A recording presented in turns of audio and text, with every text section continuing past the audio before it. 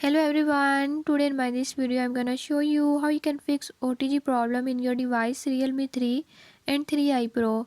In this device Realme 3 and 3i Pro, if you're having any issue like OTG is not connecting or is not working, I'll tell you a few tips and tricks that you can use to fix it.